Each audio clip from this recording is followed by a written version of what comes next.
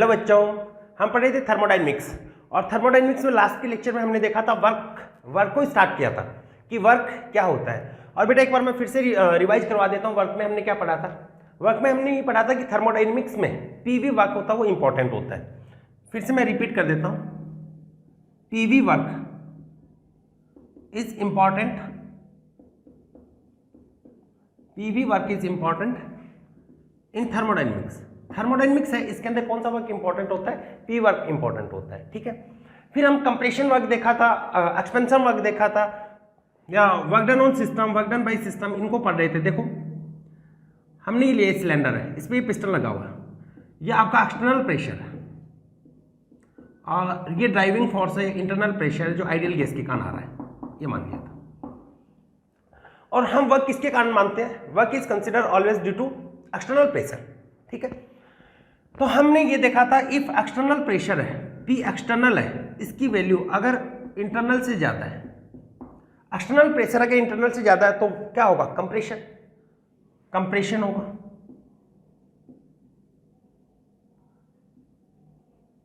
Compression होगा। और compression work इसका मतलब क्या है? एक्सटर्नल प्रेशर से work, work done on system है, और वर्क डन ऑन सिस्टम क्या होता है? पॉजिटिव। तो ये कौन सा होगा? पॉजिटिव। ऐसे बेटा हमने ये देखा कि पी एक्सटर्नल और पी इंटरनल में पी इंटरनल है उसकी वैल्यू ज्यादा है, इंटरनल प्रेशर वो ज्यादा, तो क्या होगा? सिस्टम वो खुद वर्क कर रहा है, एक्सपेंशन वर्क होगा। वर्क डन बाय सिस्टम क्या होता है? नेगेटिव, ये होगा expansion. Work done by system क्या होगा? नेगेटिव। और एक्सटर्नल और इंटरनल दोनों की वैल्यू इक्वल होती है तो नॉन नेटवर्क कंसिडर होता है। ठीक है, ये हमने देखा था। ठीक, अब मैं इसको रिलेट करता हूं, इसके केस बना के हम इसको आगे डिटेल में डिस्कस करेंगे। लिखो case first, for reversible isothermal process, for reversible isothermal process लिखेंगे, for isothermal reversible process, for isothermal reversible process. और इसको मैं बना देता हूं केस फर्स्ट, ये होता है केस फर्स्ट आपका। और यहां पे जो गैस ले रहे हैं हम आइडियल गैस मान रहे हैं, फॉर आइसोथर्मल रिवर्सिबल प्रोसेस और आइडियल गैस।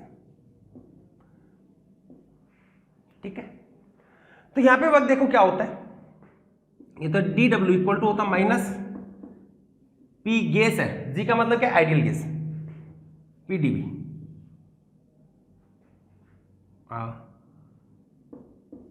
ये मान लिया। और वॉल्यूम इसका पीवी वर्क ही कंसिडर होता है, और वॉल्यूम में ये मान लिया कि V1 से V2 है, इनिशियल वॉल्यूम है V1 और फाइनल वॉल्यूम है V2। ठीक है, अब देखो इसको सोल्व करते हैं। Work equal to minus PV equal to होता है बेटा एनआरटी, ये होता पीवी इक्वल टू तो एनआरटी होता है, तो पी इक्वल टू क्या लिख सकते हो? एनआरटी अपॉन वी, ये लिख सकते हैं। इंटीग्रेशन कर रहे हैं तो यहां पे देखो माइनस V1 से V2 NRT upon V DV. NRT ये कांस्टेंट होता है, टी होता है टेम्परेचर, कांस्टेंट टेम्परेचर पे बात करते हैं। आइसोथर्मल, आइसोथर्मल का मतलब क्या होगा? टेम्परेचर वो आपका कांस्टेंट है। आर यूनिवर्सल गैस कांस्टेंट होता है, एन गैस के मोल है, तो इसको मैंने बाहर लिख लिया एनआरटी एलएन V1 से V2 dV upon V. L N D X upon X क्या होता है? Sorry D X upon X, इसका इंटीग्रेशन क्या होता है? एल एन एक्स, ये हुआ। तो लिखेंगे W इक्वल टू आपके पास में क्या होगा? Minus N R T L N V, और लिमिट क्या है? V1 से V2। और लिमिट को सॉल्व कैसे करते हैं? Final minus initial. तो क्या लिखोगे? W equal to minus N R T L N V2 minus L N V1, और लॉग में नेगेटिव का मतलब क्या होगा? अपॉन में। तो W इक्वल टू आपके पास में क्या होगा? Minus N R T L N V2 upon V1, ये हुआ। लेकिन बेटा हम ये जानते हैं कि न्यूमेरिकल प्रॉब्लम सॉल्व करते हैं, तो न्यूमेरिकल प्रॉब्लम सॉल्व करते हैं तो वहां पे एल की फॉर्म में नहीं लिखा जाता। एल को किस में कन्वर्ट कर देते हैं? लॉग में कन्वर्ट करके फिर लिखा जाता है। तो एल को लॉग में कैसे कन्वर्ट किया जाता है? Multiply by 2.303। तो बेटा वर्क की बात करें तो यहाँ पे देखो क्या होगा? W इक्वल टू इसके बाद कैसे लिख रहे हैं, W इक्वल टू क्या होगा -2.303 nRT log V2 upon V1। ये वॉल्यूम की टर्म में है। कई बार बेटा इसको प्रेशर की टर्म में भी दिया जाता है। प्रेशर की टर्म में हम बात करें तो प्रेशर की टर्म में देखो क्या होगा, PV इक्वल टू कॉन्स्टेंट मान रहा हूं मैं, तो यहां से क्या होगा, प्रेशर इनवर्सली प्रोपोर्शनल होता है वॉल्यूम। तो V2 अपॉन V1 की जगह क्या आ जाएगा, P1 अपॉन P2, ये लिख सकते हो। और लोग में बेटा इसको अपॉन करके लिख दो, इसको उल्टा कर दो तो साइन क्या हो जाएगा, चेंज, ऐसे भी कर सकते हो। तो W इक्वल टू क्या होगा आपके पास में -2.303 nRT log P1 upon P2, ये भी लिख सकते हो। ठीक है, तो बेटा ये था आपका पास में रिवर्सिबल वर्क। ठीक है, for isothermal reversible process. Isothermal temperature constant है रिवर्सिबल प्रोसेस के लिए। इसके लिए अगर ग्राफ प्लॉट करना हो तो आपको देखिएगा किस टाइप का ग्राफ आता है।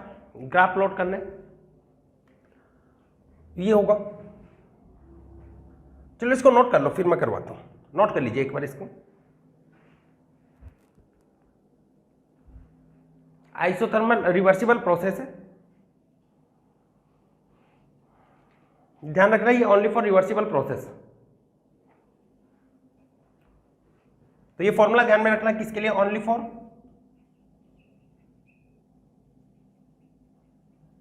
Reversible process. केवल रिवर्सिबल प्रोसेस के लिए ऐसा होता है। ठीक है, देखो ग्राफ में बना रहा हूं फॉर आइसोथर्मल रिवर्सिबल प्रोसेस के लिए। ध्यान रखना वर्क का क्या फॉर्मूला होगा, W equal to -2.303 nRT log V2 upon V1, या प्रेशर की टर्म में P1 अपॉन P2। ये है रिवर्सिबल आइसोथर्मल प्रोसेस। ग्राफ बेटा यहां पे देखेंगे तो इस टाइप का ग्राफ होगा।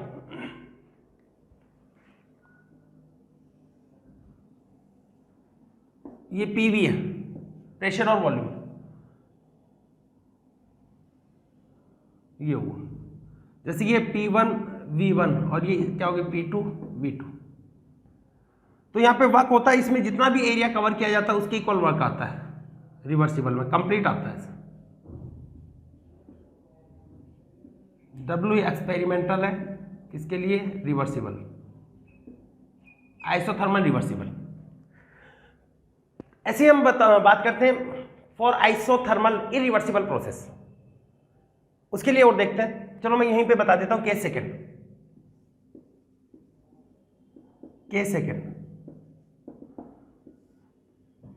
For isothermal irreversible process. For isothermal irreversible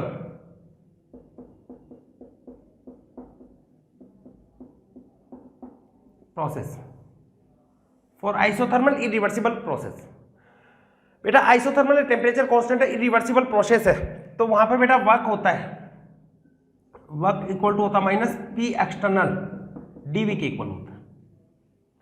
और यहां पे वर्क होता है -P एक्सटर्नल dV क्या होता है, final volume minus initial volume, इसके इक्वल होता है। और एक बात ध्यान में रखना, इफ नथिंग इज गिवन, अगर आपको रिवर्सिबल और इरिवर्सिबल के बारे में नहीं दे रखा है then considered irreversible work. If nothing is given then considered isothermal irreversible work. ठीक है, if nothing is given,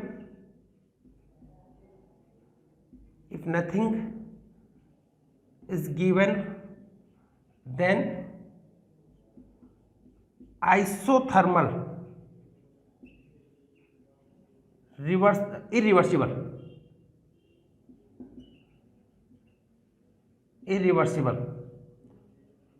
work is considered।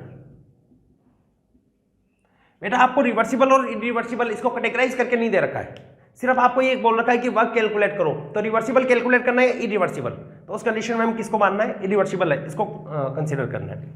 साथ में हम ये जानते हैं PV इक्वल टू होता है nRT, या इसी को मैं मॉडिफाइड करके भी लिख सकता हूं थोड़ा सा, PV इक्वल टू होता है nRT, तो V इक्वल टू क्या लिख सकते हो, nRT अपॉन P, जैसे V1 इक्वल टू क्या होगा P1, ऐसे लिख सकते हो। nR ये कांस्टेंट है, आइसोथर्मल टेम्परेचर कांस्टेंट है, तो इसको बेटा मैं ऐसे भी लिख सकता हूं, W equal to -P external nRT अपॉन P1 minus nRT upon P2, और ये क्या होगा P1, ऐसे भी लिख सकते हो इसको। बस ये ध्यान में रखना, आपको कुछ नहीं दे रखा, सिर्फ आपको ये कहा जाए क्वेश्चन के अंदर कि वर्क कैलकुलेट करो, then consider irreversible work and formula of irreversible work is W equal to minus P external delta V. Clear? Okay. यहां पे मैं अगर ग्राफ की बात करूं, इसके लिए मैं ग्राफ की बात कर रहा हूं।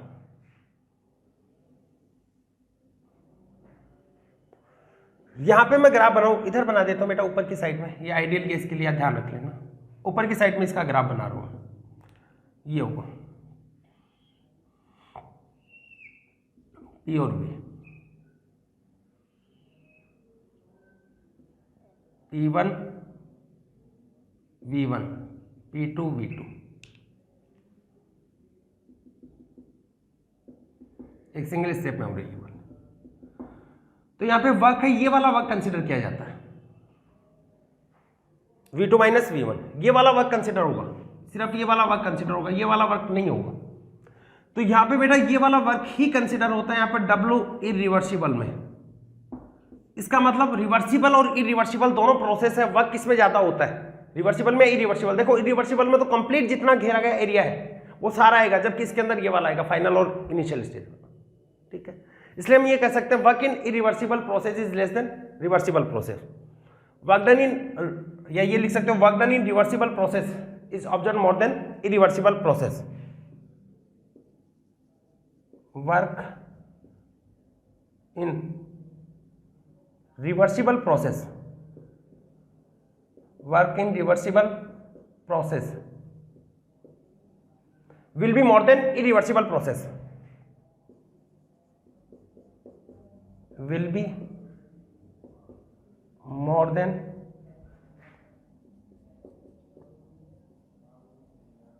irreversible process, work in reversible process will be more than irreversible process। Reversible process और इरिवर्सिबल प्रोसेस में वर्क किसमें ज्यादा होता है, रिवर्सिबल प्रोसेस में होता है। और यहां पर इरिवर्सिबल की अगर बात कर रहा हूं मैं, यहां पर this can be happen in one step और मोर देन वन स्टेप, या मल्टीपल स्टेप। वर्क में B observe in one step और मोर देन वन स्टेप, और मोर देन वन स्टेप में होता है या मल्टीपल स्टेप में होता है तो वहां पर वर्क है वो कंपेरेटिव ज्यादा मिलता है। मैं लिख देता हूं यहां पर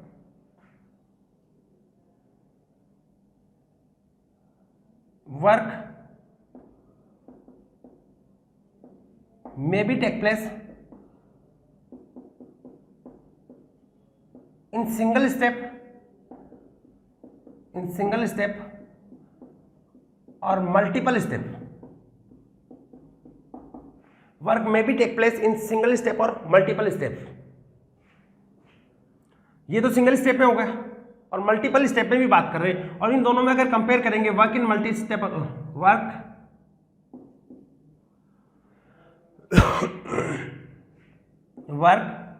इन multiple step will be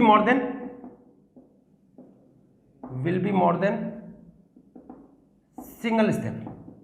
work का वो मल्टीपल स्टेप में ज्यादा होगा सिंगल स्टेप से। ठीक है, देखो ये बेटा साथ साथ में आप नोट कर लीजिए, या इसका स्क्रीनशॉट ले लीजिए। मैं इसको मिटाकर लिख देता हूं, यहां पे एक ग्राफ और बना देता हूं इसी के लिए।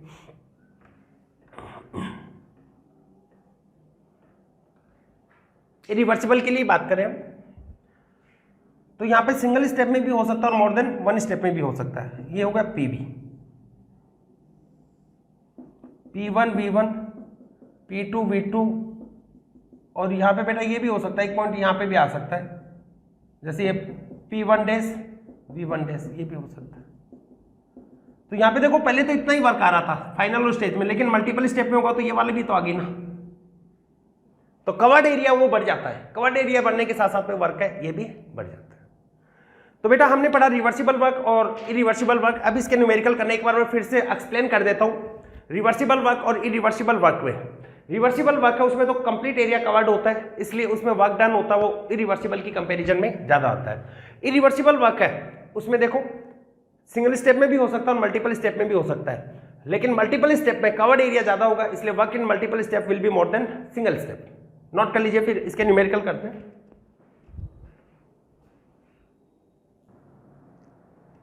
चलो न्यूमेरिकल करते हैं, इसको मिटा दे। देखिए आगे बेटा न्यूमेरिकल से ये ज़्यादा क्लियर होंगे, जितनी ज़्यादा प्रैक्टिस करोगे ना बेटा चैप्टर उतना ज़्यादा क्लियर होता जाएगा। देखो न्यूमेरिकल लिख रहे हैं एक, यहाँ पे बेटा एनर्जी की यूनिट है, उनके बारे में बस आपको पता होना चाहिए, बाकी बहुत सिंपल होता है। देखो a gas expands by 0.5 litre, a gas expands by 0.5 liter against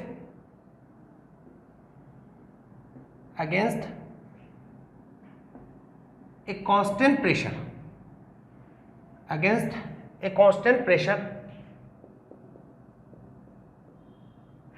of 1 atm. Calculate the work done in joule and calorie. Calculate the work done in joule and calorie.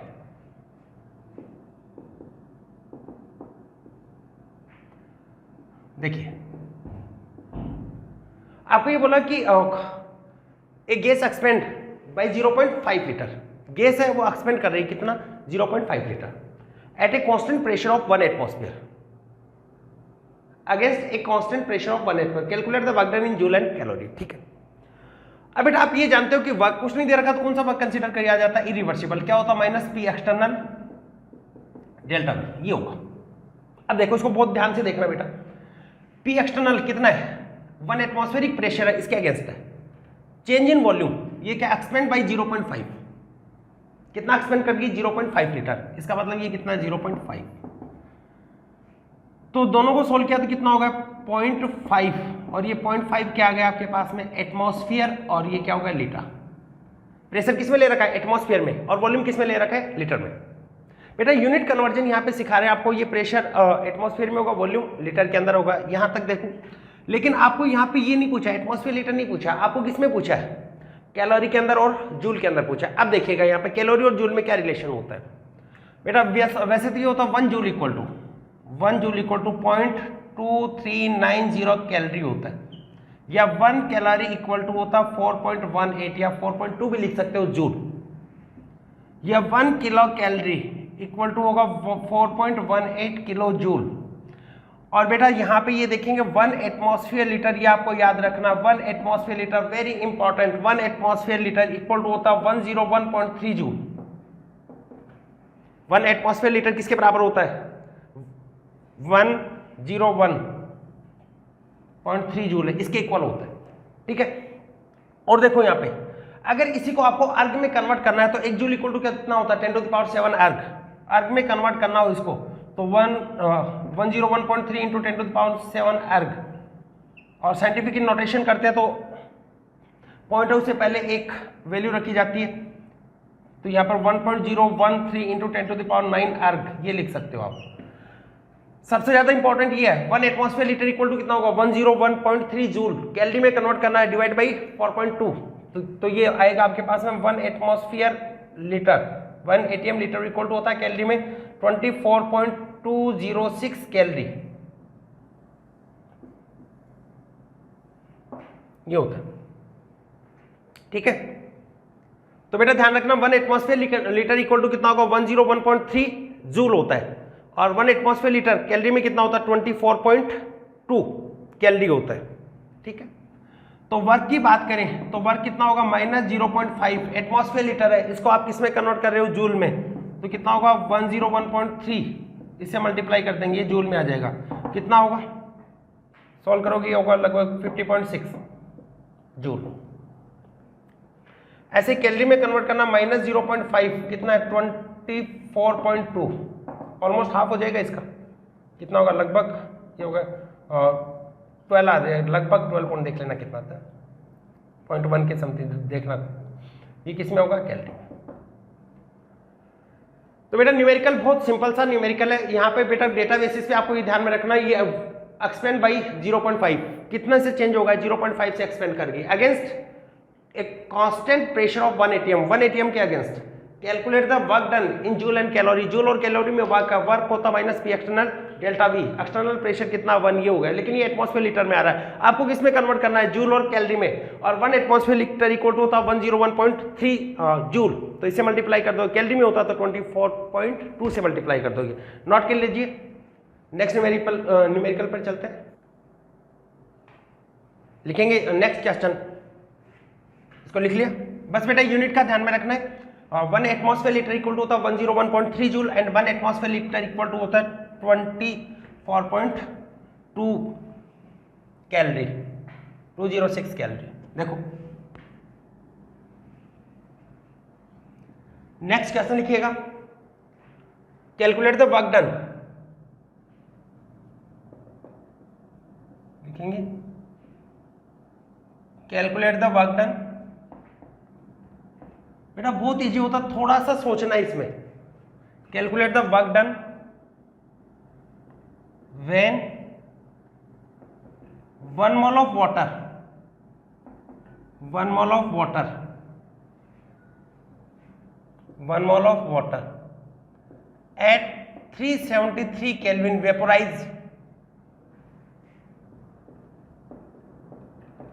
vaporizes against 1 atmospheric pressure, 1 atmospheric pressure।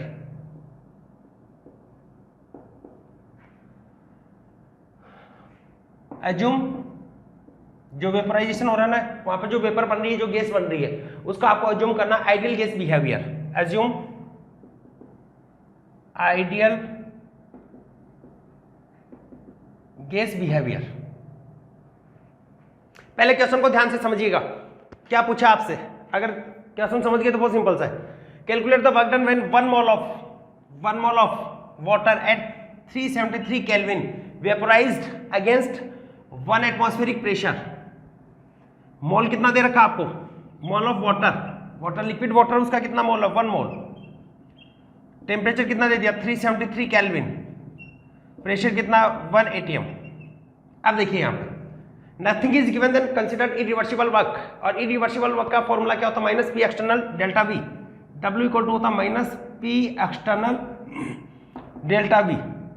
अब देखिए minus P external, final तो होगा final volume minus initial volume, final volume किसका होगा, vapour का होगा या gas का होगा, जिसका आइडियल गैस बिहेवियर है, ये क्या होगा, लिक्विड।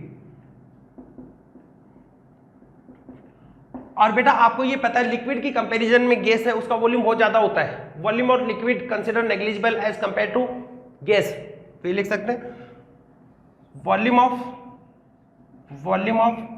वेपर या फिर गैस, या वॉल्यूम ऑफ लिक्विड लिख देता हूं, volume of liquid water, liquid is considered negligible as compare to vapour. Volume of liquid is considered negligible as compare to vapour, vapour की कंपैरिजन में इसको क्या मानना आपको, नेग्लिजिबल। तो गैस है, इसका वॉल्यूम आ जाएगा। आइडियल गैस बिहेवियर आपको दे रखा क्वेश्चन में, आइडियल गैस बिहेवियर कंसीडर करना है जिससे वॉल्यूम आ जाएगा। इसका मतलब आइडियल गैस इक्वेशन लगा दो, पीवी इक्वल टू क्या होता है, एनआरटी, इससे वॉल्यूम आ जाएगा, वॉल्यूम इक्वल टू क्या हो जाएगा, nRT upon P. Mole of 1 R की वैल्यू एटमॉस्फेयर लीटर में कितनी होती है, 0.0821। टेम्परेचर कितना होता है, 373 दे रखा है।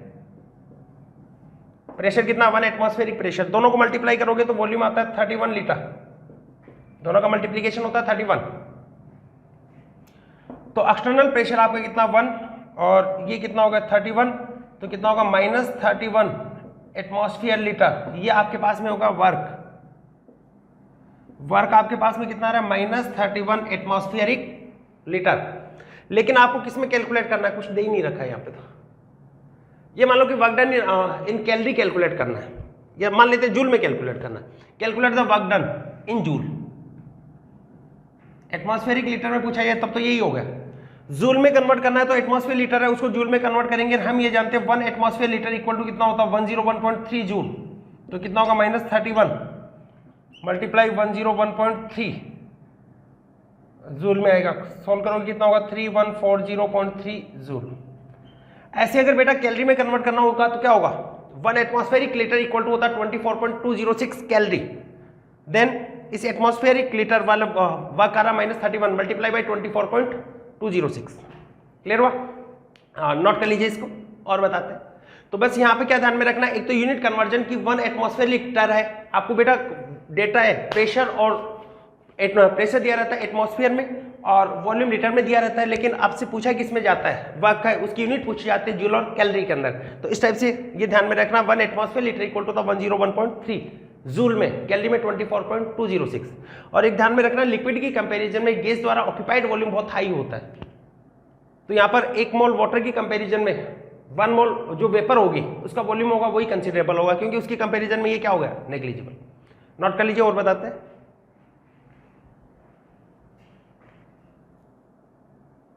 नेक्स्ट देखिएगा, मिटा दे इसको।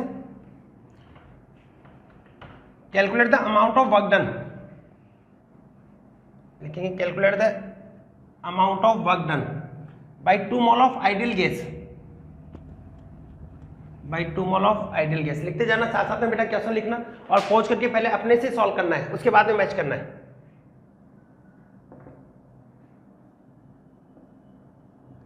Calculate the amount of work done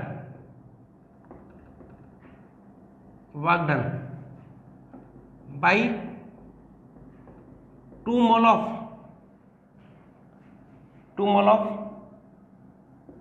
an ideal gas, 2 mole of an ideal gas at 298 Kelvin in reversible isothermal expansion,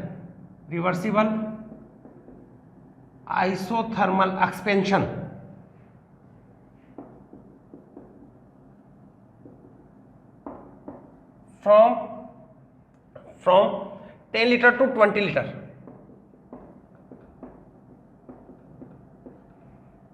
ये दे रखा है। देखो बेटा आपको क्या बोला, calculate the amount of work done by 2 mole of an ideal gas at 298 kelvin in reversible isothermal expansion from, volume दे रखा है कितना 10 लीटर टू 20 लीटर। तो यहाँ पे आपको तो बेटा साफ ही दे दिया, यहाँ पे तो रिवर्सिबल आइसोथर्मल वर्क कैलकुलेट करना है। तो रिवर्सिबल आइसोथर्मल वर्क है, उसका फॉर्मूला क्या होगा, W इक्वल टू होता -2.303 NRT। बेटा जितने भी टाइप के क्वेश्चन बनते हैं वो सब मैं करवा रहा हूँ यहाँ पे। -2.303 NRT log V2 upon V1 क्या होगा -2.303, कितने मोल है 2 मोल। जूल में कैलकुलेट कर लेते हैं, और जूल में आर की वैल्यू कितनी होती है 8.314। कैलोरी में कैलकुलेट करना होता है मल्टीप्लाई बाई 2, आर की जगह क्या आ जाएगा 2 आ जाएगा। टेम्परेचर कितना है 298, आइसोथर्मल 298 लॉग फाइनल वॉल्यूम है 20, इनिशियल वॉल्यूम है 10, कैंसिल करोगे कितना होगा 2, और लॉग 2 है उसकी वैल्यू होते लॉग 2 की वैल्यू होते 0.3010। तो बेटा यहां पे लिखेंगे रिवर्सिबल प्रोसेस है -2.303 मल्टीप्लाई 2 8.314 298 और ये होगा 0.3010। सॉल्व कर लेना इसको, ये आएगा ऑलमोस्ट 3434.9 जूल। पूछा हो क्वेश्चन है नीट में, मेडिकल का पूछा हो क्वेश्चन। तो बेटा बहुत सिंपल होता है, रिवर्सिबल बोल दिया तो डायरेक्ट फॉर्मूला लगाना -2.303 NRT log V2 upon V1। ठीक है, नोट कर लीजिए और करवाते हैं।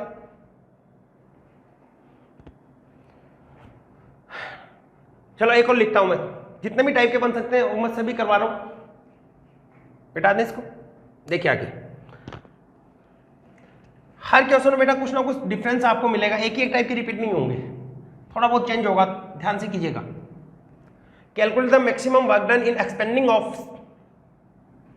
Calculate the maximum work done, कैसे लिखिएगा,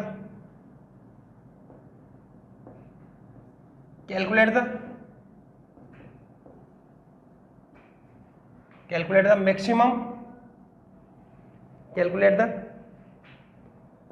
maximum work done in expanding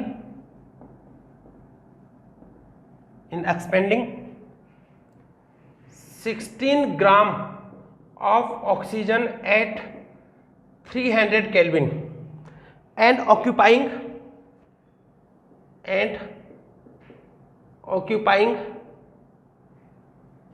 a volume of 5 decimeter cube to 10 decimeter cube, 25 decimeter cube.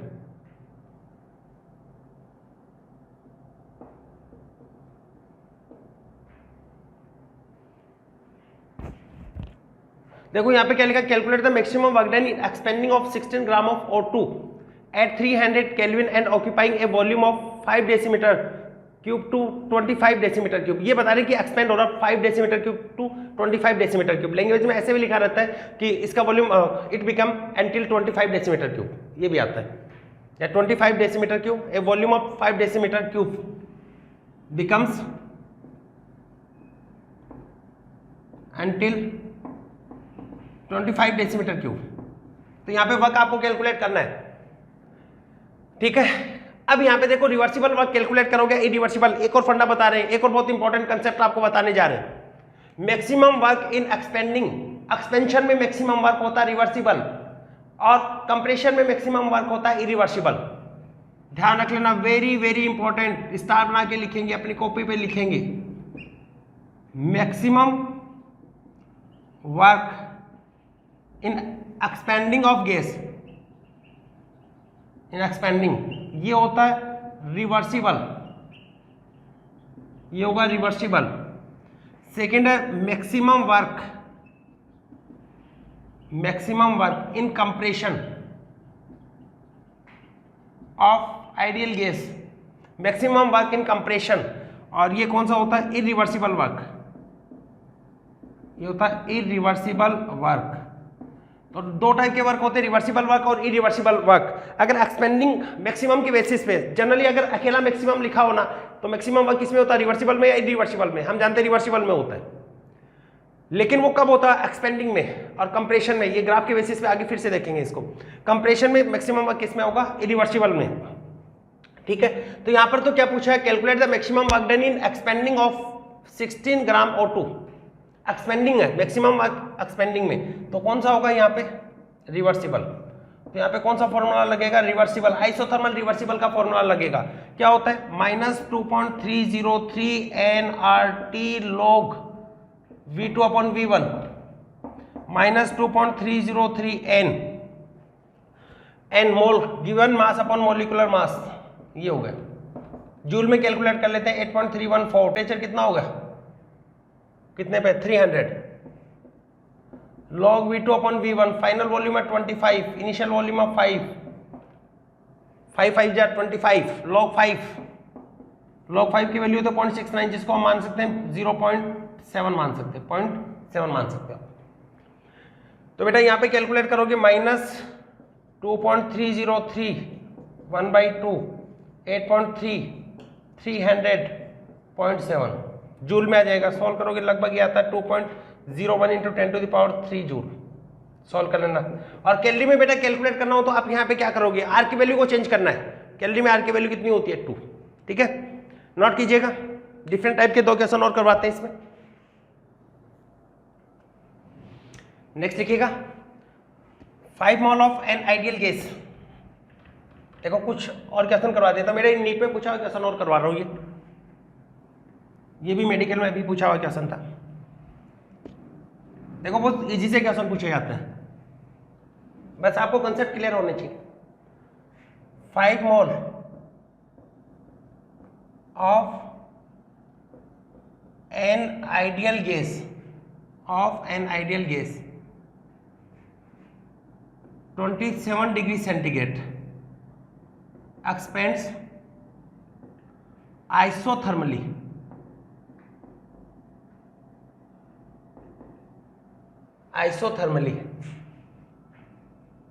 and reversibly from 6 liter to 60 liter ठीक है। The work done in kilo joule, the work done in kilo joule will be, option भी दे रखे थे इसके में direct, लेकिन आपको तो डायरेक्ट कैलकुलेट करना है। तो यहाँ पे कौन सा वर्क कैलकुलेट करना लिखा है, आइसोथर्मल और रिवर्सिबल है। तो वर्क आइसोथर्मल और रिवर्सिबल वर्क का फॉर्मूला तो हम जानते हैं, W equal to reversible work क्या होगा, -2.303 nRT log V2 upon V1। देखिएगा -2.303 n कितने मोल है, 5। आर की वैल्यू आप देखते हैं तो आर की वैल्यू यहाँ पे आपको कैलकुलेट करना है, किलो जूल में कैलकुलेट करना है। तो किलो जूल में आर की वैल्यू कितनी होती है, 8.314 किलो जूल में डिवाइड बाई 1000, ये होगी किलो जूल में। टेम्परेचर कितना, टेम्परेचर आपके पास में 27, तो कितना होगा 300 log V2 upon V1 60 upon 6, तो कितना होगा 10, और लॉग 10 की वैल्यू कितनी होती है अपन, बेटा इसको सोल्व कर लो। और इसको सोल्व कर लेते हैं तो मैं डायरेक्ट बता देता हूँ, यहाँ पे आंसर आ रहा था 28.7 किलो जूल। ठीक है, तो यहाँ पे आर की वैल्यू आपको ध्यान में रखना है, जूल में पूछे जाते तो जूल में आर की वैल्यू होती है 8.314 और किलो जूल में कैलकुलेट करनी है तो डिवाइड बाई 1000। ये सिंपल सा क्वेश्चन पूछा गया तो बता दिया आपको। एक और देखो यहाँ पर एक डिफरेंट टाइप का क्वेश्चन और करवा रहे वर्क में, लिखिए 1 mole of gas is heated at constant pressure, 1 mole of लिखेंगे 1 mole of gas is heated at constant pressure, at constant pressure to rise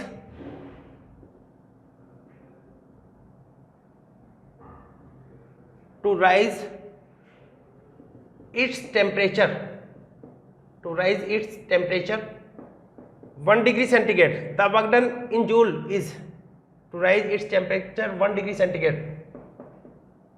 The work done in joule will be, तो joule में work क्या होगा। अब यहां पे देखो 1 mole of gas is heated at constant pressure, constant pressure पे heat कर रखी है, आइसोथर्मल तो नहीं है, but we know that if nothing is given तो we should try from irreversible work, हम इरिवर्सिबल वर्क से ट्राई करते हैं। देखो W इक्वल टू क्या होता है, -P एक्सटर्नल डेल्टा V, अच्छी बात है ये होता है, लेकिन हमें तो वॉल्यूम नहीं दे रखा, हमें तो टेम्परेचर राइज कर रखा है। तो हम ये जानते हैं PV इक्वल टू nRT, से ये भी तो लिख सकते हैं -P एक्सटर्नल, ये था V2 माइनस V1, तो बेटा ये लिख सकते हो, ये तो कांस्टेंट है, V2 क्या होगा, PV इक्वल टू होता है nRT, PV इक्वल टू क्या होता है nRT, तो V इक्वल टू क्या होगा nRT अपॉन P, तो V2 इक्वल टू क्या लिख सकते हो आप nRT, V2 की जगह क्या लिख सकते हो nRT, टेम्परेचर डिफरेंस है, टेम्परेचर चेंज हो रहा है यहाँ पे, कांस्टेंट नहीं है, 1 डिग्री सेंटीग्रेड बढ़ गया है अपॉन P1, P है, P कांस्टेंट है, माइनस nRT1 अपॉन P क्या हुआ -P nR, कॉमन ले लो ये, P nR upon P T2 minus T1, P से P कैंसिल आउट, क्या बचा है -nR डेल्टा T, ये होता आपका वर्क। तो बेटा टेम्परेचर में अगर वॉल्यूम में डिफरेंस दे रखा हो तो P डेल्टा V होता है, अगर टेम्परेचर में डिफरेंस दे रखा हो तो nR डेल्टा T होगा, बाकी सब आप जानते हैं। तो W इक्वल टू माइनस मोल कितना 1, R टेम्परेचर डिफरेंस है 1, तो कितना हो गया -R के इक्वल टू, और जूल में R की वैल्यू कितनी होती है 8.314, 8.314 ये हो गया जूल में। तो बेटा ये था आपका वर्क। हम वर्क के बारे में पढ़ रहे हैं, फिर से बोल रहा हूं मैं, थर्मोडायनेमिक्स में कौन सा वर्क कंसीडर होता है, पीवी वर्क कंसीडर होता है, ठीक है, और work is always consider due to external pressure. दो टाइप के वर्क है, रिवर्सिबल और इरिवर्सिबल, कुछ नहीं दे रखा तब इरिवर्सिबल मानना है। रिवर्सिबल का फॉर्मूला होता है -2.303 nRT log V2 upon V1, और इरिवर्सिबल का -P एक्सटर्नल डेल्टा V, लेकिन टेम्परेचर डिफरेंस हो तो -nR डेल्टा T हो जाएगा, ठीक है, बस इतना ध्यान रखना। एक ध्यान रखना कि आपको मैक्सिमम वर्क एक्सपेंशन का होगा तब रिवर्सिबल, और कंप्रेशन का होगा तब क्या होगा, इरिवर्सिबल। ठीक है, तो यही आज के लेक्चर समाप्त करते हैं। नेक्स्ट लेक्चर में हम पढ़ेंगे एडियाबेटिक प्रोसेस है, वहां पे कितना वर्क होता है और डिफरेंट टाइप के वर्क क्या होते हैं। मिलते हैं नेक्स्ट लेक्चर में। All the very best.